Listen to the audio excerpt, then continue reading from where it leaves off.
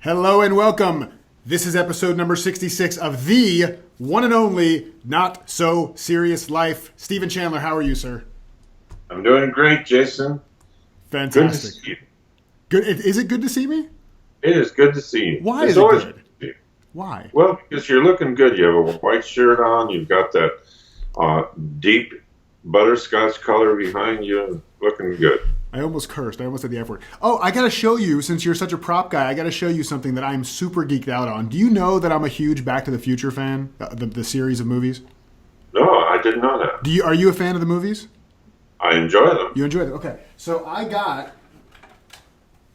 This is like a real replica of the DeLorean from Back to the... Now, this is from Back to the Future 2, right? Because Back to the Future 2 is when they introduced the Mr. Fusion, so it was powered by garbage instead of plutonium, which is a big deal because we don't want the Libyans chasing us in a mall parking lot.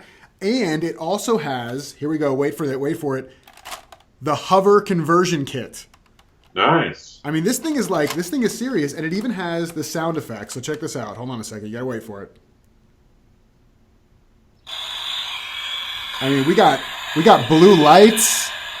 You probably can't hear anything but the car right now, can you? So where did you get that? I got this online. I'm a huge Back to the Future fan, and I'm actually...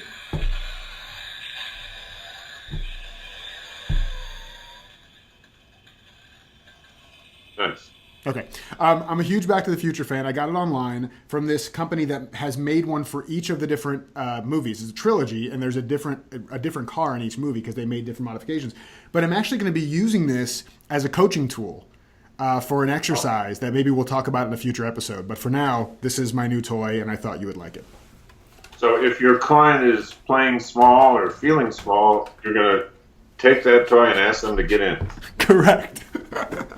You know, I have my little robot, which I don't think you can probably see on camera, but I have my little robot that was a gift from John about your whole robot game. So I could put the robot in the DeLorean. That's what I'll do. Okay. Nice. Good. We solved it. Okay, good. Let's get into our question. How about that? All right. Okay, great. Oh, awesome. So now that I've made a bunch of noise, this will be a perfect question. So the question is, this question comes from Lorraine, and Lorraine says, how do you stay in a self-leader mindset when you have an incurable condition? So the background is, she says, I have the constant ringing of tinnitus, and I would love to know how I can stay in the mindset of a self-leader who takes ownership now that I've come down with an incurable condition that affects me every day. How do you learn to live with it in such a way that it doesn't drive you insane? So Lorraine's question is, how do you stay in a self-leader mindset when you have an incurable condition? And I don't know a lot about tinnitus. Go ahead, yeah. I have tinnitus myself, which is very similar to tinnitus, if not identical with it. And there are two ways of pronouncing it, and some people say tinnitus and some people say tinnitus, but it is the same thing, and I have it. Do you really? Yeah, I do. And so a lot of people are thinking maybe that's what drove you insane. But so it doesn't have to drive you insane. It doesn't have to have any effect on your self-leadership. Mm-hmm. It can simply be part of the environment. It's just part of the world. Mm. And the only trouble I have with it is when I start believing that this is annoying, I shouldn't have this, it's not fair, why doesn't everybody have this? I'd feel so much better if everybody had this. Have you ever noticed that when someone has the flu and they tell you, well, it's really going around, everyone at work has it, you say, oh, I feel so much better. I thought only I had it. Oh, that's great. So a lot of people have tinnitus, and I can assure you that when you turn your back on it and stop thinking about how unfair it is or how it affects you, it won't affect you. It doesn't affect you at all. It just becomes part of your life, and it's almost as if there's a wind in the trees outside and you hear the wind, how can I be a self-leader with this wind? It doesn't occur to you because it feels like it's just part of the environment. And that's the same thing with something like tinnitus or anything else. Yeah. It's not what it is so much as it's what I'm believing about it that gives me trouble. Yeah, how you're explaining it, how you're interpreting it, how you're relating to it, that's all the key, right? That's it. That's the only trouble. That's the it. only trouble. Yeah, and I get that. And again, I've never had tinnitus or tinnitus. I feel like tinnitus is something that you get in college when you're a little too promiscuous. But I don't know because I'm not a doctor.